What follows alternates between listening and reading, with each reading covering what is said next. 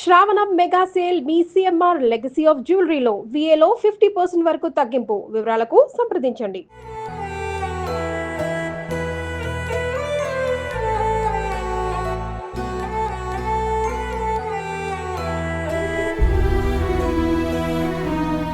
దుఃఖంలో నుంచి ఎందుకు బయటపడలేకపోతాం?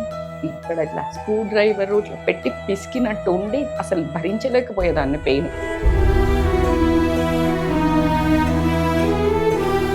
ఫిజికల్ ఫామ్ లో నా బిడ్డ దూరం అయింది కదా. తల్లి పేగు చూడు ఎలా తల్లడిల్లిపోయేనయ్యా. నవ్వాలా ఏడవాలా తెలియట్లా, చావాలా బ్రతకాలా తెలియట్లా. నిజంగా చెప్తున్నా, మనసులో ఆ రోజు నేను చూసిన దానికి ఈ రోజు మిమ్మల్ని నేను చూస్తున్న దానికి ఆవిడైనా అబ్బా ఇలా కదా ఉండాలి, నేను తప్పదే బతకాలే, ఏదోలా బతకడం నాకు తెలీదు, ఇలాగే బతకడం నాకు వచ్చు. ఇలా బతకాలి అనే రజిత మైనంపల్లికి తెలుసు కాబట్టి సో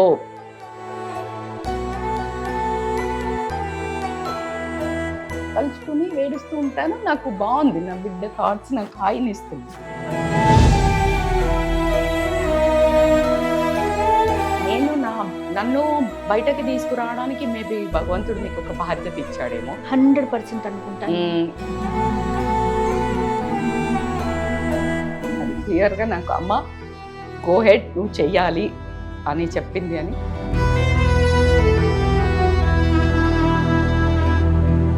దాన్ని ఉంది, నాకు చెప్తుంది, నాతో మాట్లాడుతుంది, దూర ప్రదేశంలో ఉంది అని అనుకుని ఒక ఊహ బాగుంది.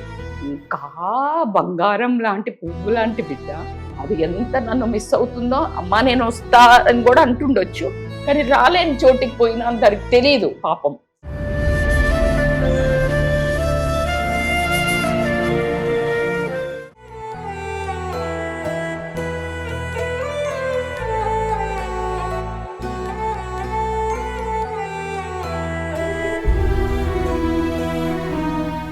నమస్తే రజిత్ గారు. నమస్తే జయ. ఒక 10 days అవుతుంది కదా నేను మీ దగ్గరకు వచ్చి. 15 days, 10 to 15 days. అంటే ఈ విషయం కెమెరా ముందు చెప్పాల్సిన విషయం కాదు, కానీ నాకు షేర్ చేయాలనిపిస్తుంది యాక్చువల్గా. ఎందుకంటే మిమ్మల్ని ఇక్కడి దాకా తీసుకురావటానికి నా ప్రయత్నం ఎంత ఉంది, నేను ఎంత పుష్ చేశాను, మిమ్మల్ని ఏమైనా ఇబ్బంది పెట్టానా అని. ఏ రోజైతే మిమ్మల్ని కలిసి వెళ్ళానో ఆ రోజు ఈవినింగ్ నేను అనుకున్నాను, నేను ఎక్కడైనా ఇబ్బంది పెట్టానా, ఏదన్నా ఎలా ఆలోచించారు నా గురించి, ఏమనుకున్నారు అని. ఎప్పుడైతే మీ దగ్గరికి వచ్చానో నైట్ అంతా నిద్ర పట్టలేదు నాకు మిమ్మల్ని చూసిన తర్వాత. అసలు ఈవిడ ఈ సిచ్యువేషన్ నుంచి ఎలా బయటకు వస్తారు, ఎంత మంచి స్పీకరు, ఎంత మందికి ఆదర్శం. మార్నింగ్ లేస్తే మీ వీడియోస్ వినేవాళ్ళు లక్షల్లో ఉండుంటారు బహుశా, నాకు తెలిసి. మీ మాటలకి ఇన్స్పైర్ అయ్యేవాళ్ళు, అబ్బా ఈవిడ భలే మాట్లాడతారు, ఈవిడ స్పీచ్ భలే ఉంటుంది, ఆ సమస్యలోంచి నేను బయటపడిపోతాను, అంత మంచి మోటివేషనల్ స్పీకర్ కదా మీరు. నేను ఆ రోజు చూసినప్పుడు, ఏదైతే 15 days బ్యాక్ చూసినప్పుడు, నిజంగా మీరు వస్తారనుకోలేదు. అందుకే నేను ఆ రోజు మిమ్మల్ని ఒక్క మాట కూడా అడగల, షో చేద్దామా, ఒక్కసారి వస్తారని. నాకు అంత ధైర్యం చాలా. బట్ తర్వాత నేను మీకు ఫోన్లో అడిగాను, చేద్దామా అక్క, చేద్దామా, ఏం చేద్దాము, మీరు ఓకేనా, కానీ మీరు బయట పడాలి, మీలాంటి వాళ్ళ వాయిస్ వినిపించాలి, ఎంతమందికి రోల్ మోడల్ కదా మీరు. దుఃఖంలో నుంచి ఎందుకు బయటపడలేకపోతాం? అది ఎనీ దుఃఖము రకరకాలు. ఒక దుఃఖము మనకి కంఫర్ట్ ఇస్తుంది, యాక్షన్ ఉండదు, నిస్సత్తువ, హెల్ప్లెస్నెస్.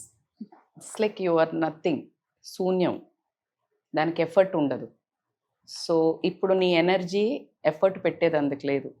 సో ఆ దుఃఖం అనేది నిన్ను టేక్ ఓవర్ చేస్తుంది నీకున్న బంధాల వల్ల. ఇప్పుడు నా దుఃఖానికి అసలు అది ఇప్పుడు మీరు కెమెరా ముందు ఆన్ చేసే ముందు, ఆఫ్ చేసే ముందు మొత్తం నాకు అదే ఉంటుంది.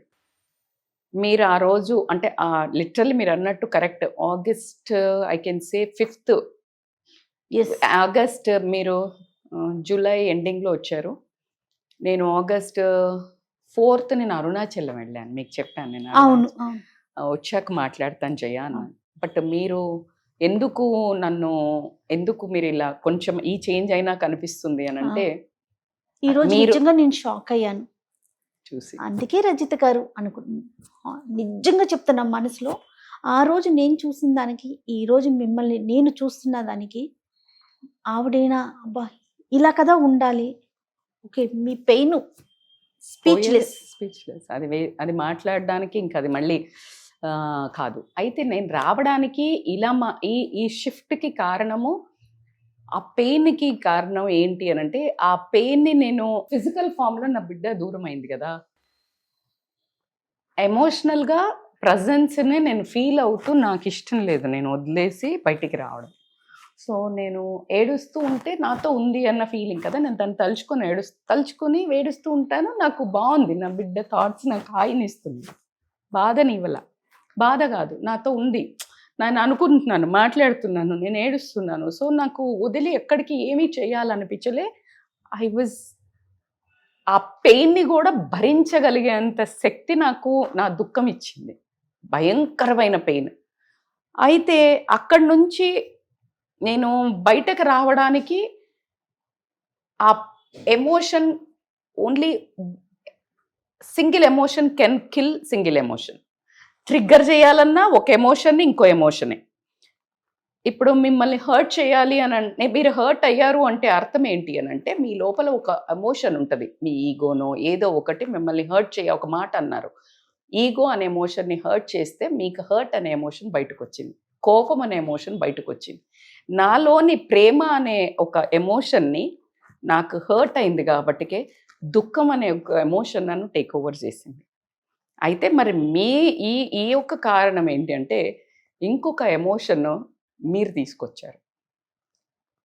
అంటే నాకు మీకు అఫీషియల్గా పరిచయం లేకున్నా, అక్కడ ఇక్కడ ఆన్ స్క్రీన్లో ఎక్కడో చిన్న హాయ్ హలో నమస్తే అండి అనే వరకే ఉన్నా, సుమన్-టీతో నా నేపథ్యం చాలా ఏళ్ళుగా ఉన్నా, మనం కలిసినప్పుడు అంతే రెస్పెక్ట్ఫుల్గా ఉన్నాం. మీరు కాల్ చేసి నాకు ఇన్సిడెంట్ జరిగినప్పుడు ఆ రకంగా మీరు ఎలా మాట్లాడారు, మీ ప్రవర్తన, మీ వాయిస్, ఏదో నా షూట్ కోసం అని కాకుండా బాగున్నారా, పర్లేదు మీరు బాగుండండి అని. నేను యూఎస్లో ఉన్నప్పుడు చాలాసార్లు కాల్ చేసి, మీరు కాస్త మనసు నెమ్మదవుతుందో, యూఎస్ సుమన్ టీవీ ఉంది అక్కడైనా కాస్త చెప్పండి, మీరు బయటపడతారు అని నన్ను మాట్లాడుతూ, ఇక్కడికి వచ్చాక all the way 1 hour travel చేసి మా ఇంటికి వచ్చి ఆల్మోస్ట్ హాఫ్ ఎ డే మీరు అవసరం లేదు అంటే, తోటి మనిషి ఇంకొక మనిషి పెయిన్ని గమనించడం.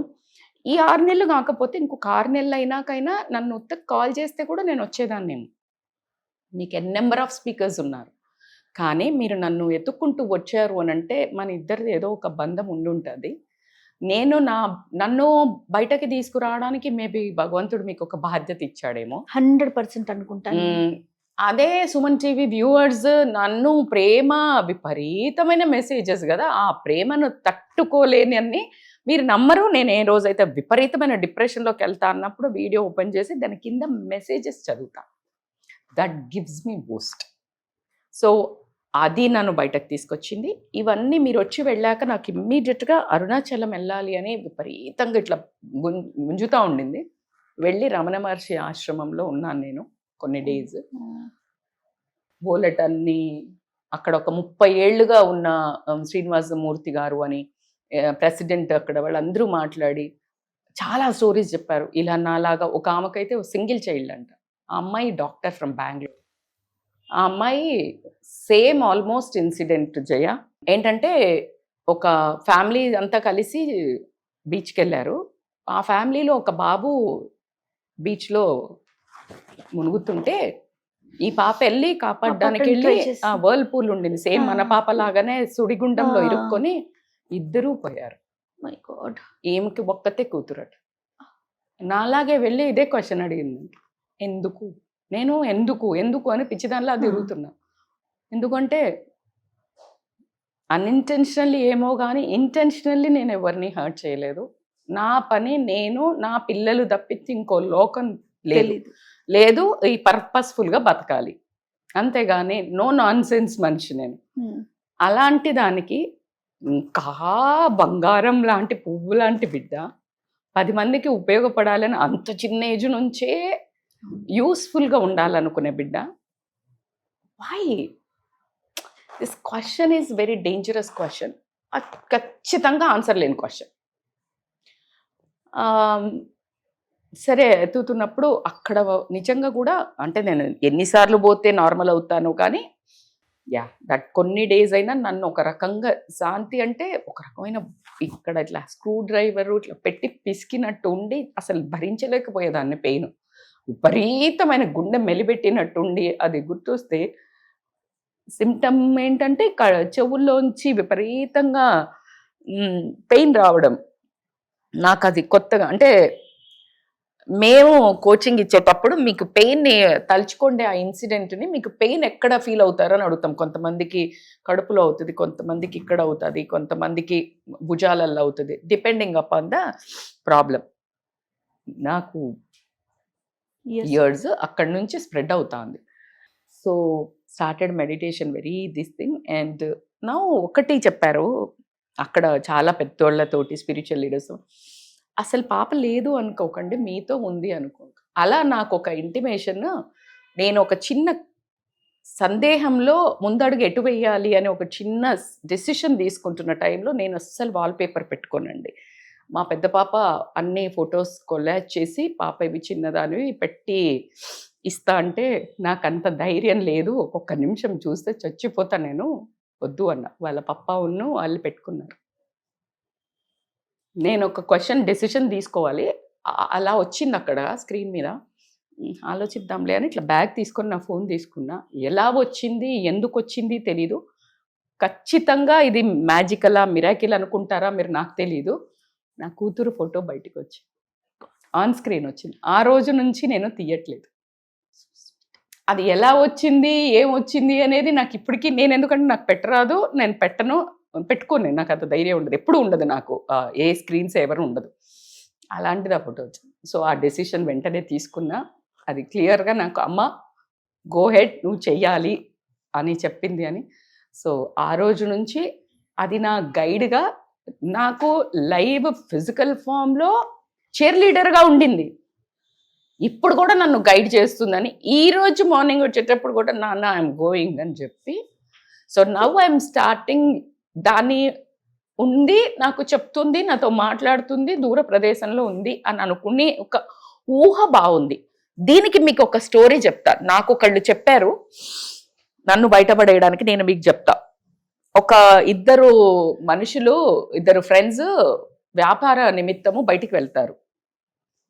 వెళ్తే ఆ వ్యాపార నిమిత్తం బయటికి వెళ్తే ఎక్కడ ఏదో ఒక సంఘటన జరిగి ఒక ఆయన చనిపోతాడు. చనిపోగానే వాళ్ళ ఊరోళ్ళే బయట కనిపిస్తూ ఉంటారు. ఈయన వ్యాపార నిమిత్తమైన వచ్చిన ఆయన వెళ్ళాలి, తప్పదు ఆయనకేదో. సో కాబట్టికే మెసేజ్ ఏంటి, పలానా రమేష్ సురేష్ ఉన్నారు అనుకోండి, సురేష్ చనిపోయాడు అని వాళ్ళ ఫ్యామిలీ వాళ్ళకి చెప్పండి అని చెప్పి పంపిస్తాడు. వీళ్ళు అలా మాట్లాడుతూ చాలా ప్రయాణం ఎక్కువ ఉంటుంది కదా పాతకాలంలో, అలా ప్రయాణం చేసి వెళ్ళే వరకు వాళ్ళు అక్కడి వరకు వెళ్ళే వరకు మర్చిపోయి సురేష్ కాస్త రమేష్ అవుతుంది. ఆ కుటుంబంలో రమేష్ ఫ్యామిలీకి చెప్తారు రమేష్ చనిపోయాడు అని. గడిచిపోయిందా? ఇన్ని రోజుల్లో రమేష్ ఫ్యామిలీ ఫుల్ నరకం, బాధ, పెయిన్, ఒక థాటే. నీకేం తెలిసింది, లేరు అని తెలిసింది. వీళ్ళు బాధ మొత్తం ఇంకా అదే సాడ్నెస్ లో బతుకుతున్నారు. అదే సురేష్ ఫ్యామిలీ ఫుల్ హ్యాపీ, అంటే మంచి నార్మల్ లైఫ్ లీడ్ చేస్తున్నారు సంతోషంగా. వాళ్ళు మా కొడుకున్నాడు, అయ్యో పోయాడు వస్తాడు అని. కట్ చేస్తే 1 yearకి ఎవరు వస్తారు, ఉల్టా సురేష్ రాడు, రమేష్ వస్తాడు. ఒక ఆలోచన వీళ్ళలో ఆనందాన్ని, వీళ్ళలో ఒక బాధను క్రియేట్ చేసింది. ఇప్పుడు నా థాట్ని, కష్టమే, అంత ఈజీ అని నేనేదో పెద్ద చెప్పట్లే, కానీ మరి లైఫ్ కోచ్, మోటివేషనల్ స్పీకర్ ఆయన పంపించాడు కదా నన్ను బయటకి. ఇప్పుడు నేను బయటకు వస్తూ అందరికీ కూడా నేను తప్పదే, బతకాలే, ఏదోలా బతకడం నాకు తెలీదు, ఇలాగే బతకడం నాకు వచ్చు, ఏదోలా బతికేయాలి అని నాకు ఎప్పుడు తెలియలా. సో ఇలా బతకాలి అనే రజిత మైనంపల్లికి తెలుసు కాబట్టి so I will come back అని అనుకున్నాను. నా బిడ్డకి నేను పడిపోతే అది అస్సలు చూడలేదు. అది ఎంత నన్ను మిస్ అవుతుందో, అమ్మా నేను వస్తా అని కూడా అంటుండొచ్చు, కానీ రాలేని చోటికి పోయినా దానికి తెలియదు పాపం. సో కాబట్టి తగ్గిస్తాను, నేను ఏడవడం నాకు ఇష్టం అనిపించట్లేదు.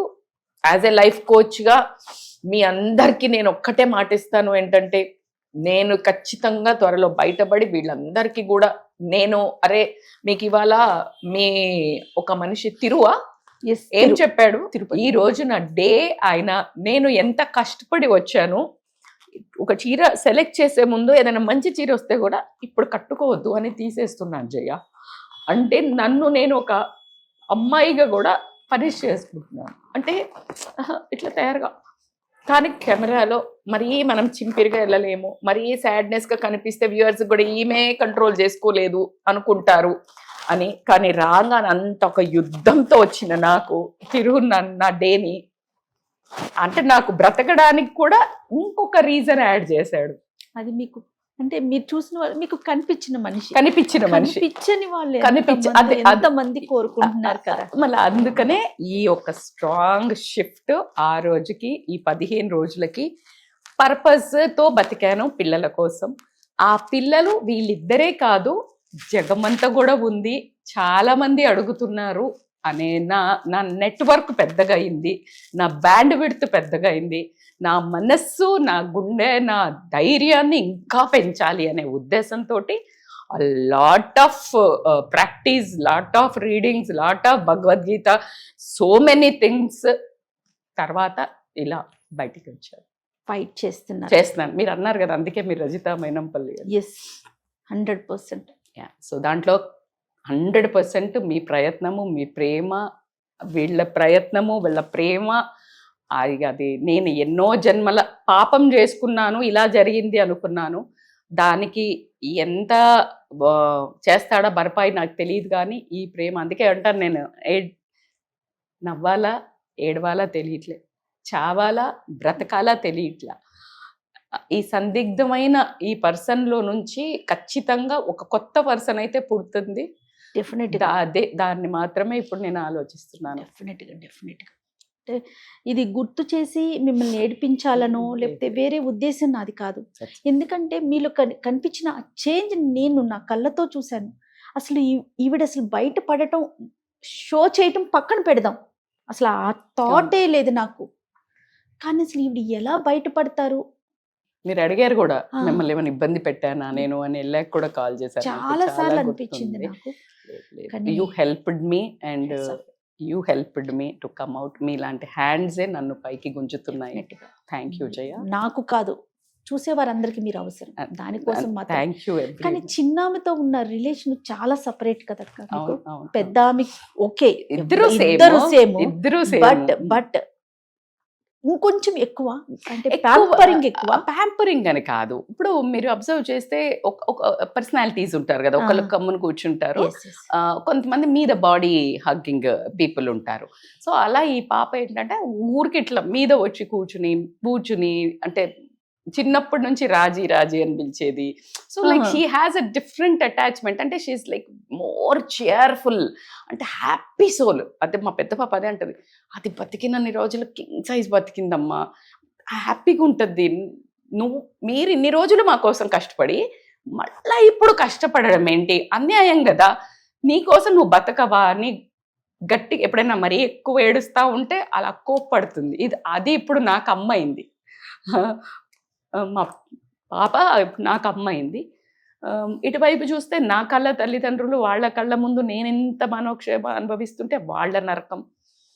సో వీటన్నిటిలో నుంచి మళ్ళీ అందరి కోసం మళ్ళీ ఏదో చెయ్యాలి కదా అనే ఒక పర్పస్ తోటి మళ్ళీ. థ్యాంక్ యూ సో మచ్ అక్క. Thank you. ఈ జర్నీ చక్కగా హ్యాపీగా అని నేను చెప్పలేను, ఎందుకంటే ఒక తల్లిగా మీ బాధ అసలు అది వర్ణనాతీతం. దానికి అసలు ఏ మాట చెప్పినా తక్కువే, కానీ తను ఉంది. మీరు ఏదైతే ఇందాక చెప్తున్నారో ఆ థాట్ 100% అదే థాట్ లో తను ఉంది, తను చూస్తోంది, తను బ్లెస్ చేస్తోంది, తను ఇలా మిమ్మల్ని కోరుకుంటోంది. తన సంతోషం కోసమే మీ జర్నీ. అంతే, మీ బాధ ఎంతున్నా లోపల పెట్టుకొని అందరి కోసం, మాలాంటి వారందరి కోసం బయటికి రావాలి, మీ స్పీచెస్ బయటికి రావాలి. తప్పకుండా. థ్యాంక్ యూ అక్క. వన్స్ అగైన్ మిమ్మల్ని ఇబ్బంది పెట్టాను నేను. లేదు, రియల్లీ సారీ. Thank you.